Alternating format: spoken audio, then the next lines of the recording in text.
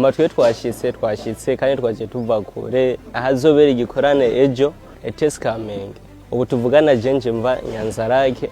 Turi kuri ETS Kamenge. Twaje twisunze igikorane kizobejo cyakanguka. Twaje tuva mu ntara ya Makamba, ubu ariyo Burunga. Tukaba tumaze kuva ku munsi wa gatatu. Twaje ku munsi wa gatatu no munsi niho twashika isaha 12 twari tugeze ngaha ku kibuga ahabera igikorane. Tukaba twashimye tufise umuvyeyi wacu hajya amazi imyaka 5 agwaye. Rero ujya muvyeyi wacu twamuduganye dufise n'indi mitwaro nkuko twumva n'abandi benshi batabagwa muri kanguka. Natwe turagomba kubohoka mu mitwaro myinshi twaduganye hano kuri kino gikorane. Upe muhira saa sita y'ijoro kugira ashike kare kwiki gikorane. Rero wagira twibutse abantu yuko ejo mwese muzamuhari. Twe twamaze kwashika. Uravyumva n'abandi nyene turabatumiye babanguke banyaruke kugira ngo nabo baze mu iki gikorane cyakanguka. Mugire wahi rero muze muri benshi kandi mukomeze munadusengera ibintu bizogende neza.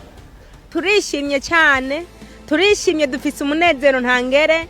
Twebwe twahora tumwumva tumubona aho yagenda akoresha ibikorane hirya no hino, ariko turanezerewe cyane kuba Imana yamufashije gutegura igikorane mu Burundi wacu.